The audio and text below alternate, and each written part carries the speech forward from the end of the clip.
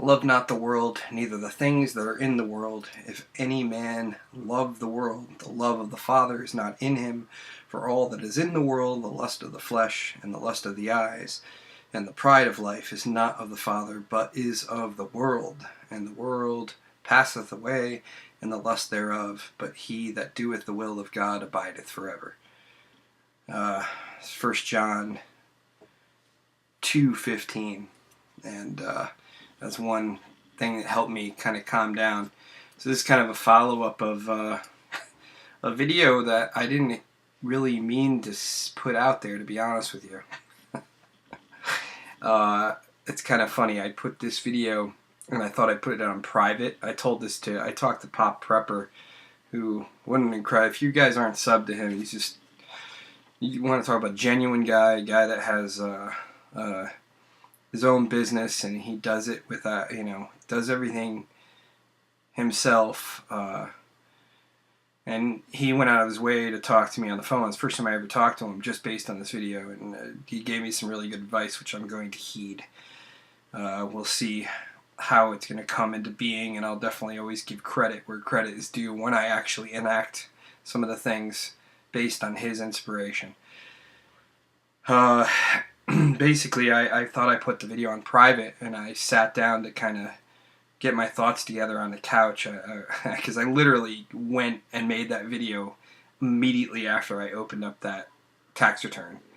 And I'm sitting down, and my phone is, tied into YouTube, so it will beep every time something happens, like either I get a text or there's a comment on YouTube. Thing starts going crazy, and I look, and I'm like, YouTube, what the heck's going on? I see my first rant, comment, so I'm like, well, it's too late now. And there's some, most of the people were very supportive. Of course, we had some thumbs down, which I assume are people who are on the dole anyway. They're probably people that get these benefits. Now, my personal opinion, and there are some people that do need it. You have to understand, there's a little history with me. I was actually homeless for 3 months, but I did not take anything. I basically realized that I was in a really bad predicament. I was living in a tool shed, and I said, I gotta do something. And I got a menial job, and I kind of worked my way. I had friends that let me stay at their house, but I helped in different ways while I was there, and they were willing to help me because they knew that I was trying to help myself. And as soon as I got a chance, when I had the right opportunity, I rented a single room in a crazy lady's house. Boy, I should tell you those stories. So I've been there, and I understand that there's some circumstances, but my personal opinion is you shouldn't feel comfortable if you're on welfare. You shouldn't feel at ease. There should be an element of discomfort. You should feel somewhat, you should be motivated to get off of it in a very extreme way. You shouldn't have full-blown cable. When I was a field service tech, I went into the projects quite often. Almost every single person who was in the projects had the gold package. How is that possible?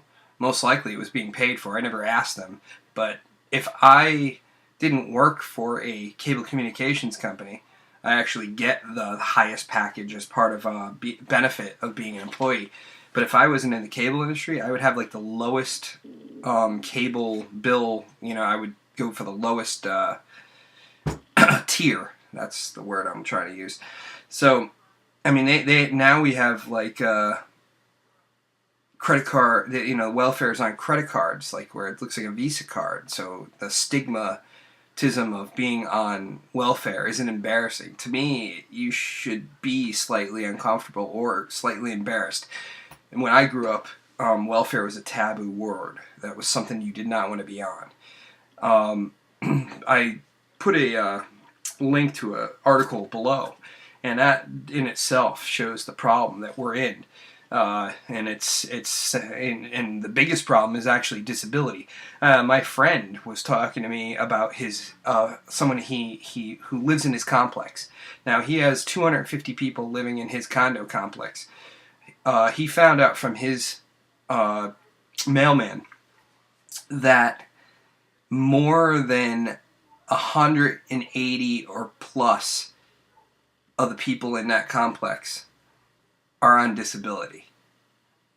That's mind-blowing. And one of the guys that lived in his complex, he ran into, because I used to train with this friend of mine in martial arts, and he still goes to gyms, martial arts gyms, and he'd run into this guy, and the guy went 3 times a week, and actually 4 times a week to different schools.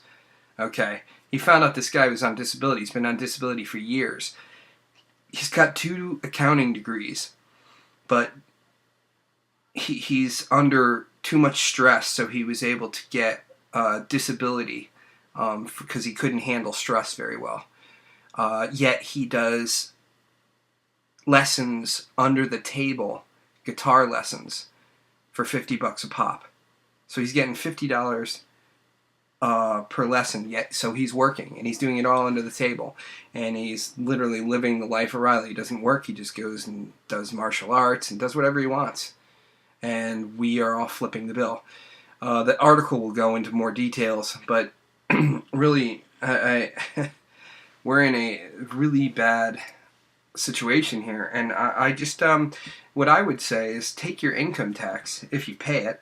Half the country doesn't even pay the income tax, but if you pay the income tax, take that amount. Actually, I took all the taxes that have been being taken out of my check, the state tax and all the way up. I found out when I took my hourly rate and divided it and went into, I found out that I was working almost about 3 days straight for taxes. Literally 3 days. So think about that. 3 days out of your work week, 3 days goes straight to taxes. That is freaking ridiculous. That is unbelievable. And that's kind of why I don't just like it. It's wrong, and it's going to be the death. There's like I believe like this country it's the death of 1,000 cuts. There's just so many things and so many problems, and the morality is falling apart, the empathy is falling apart, or people are losing their empathy based on what I experienced, where you're working your butt off, you reach this milestone and you get punished for it. I mean, I was really proud that I made that much money for the first time. It was like a big deal, and then all of a sudden what I got was a huge smack in the face. I had some people put comments, and of course I deleted them because they can't write a sentence without, well, I give them some credit. At least they didn't write the F word out there. But to me, if you have to express yourself and swear all the time, I mean, it's not necessary, and especially if you have to write it down. It's one thing if and it's on your channel, go right ahead.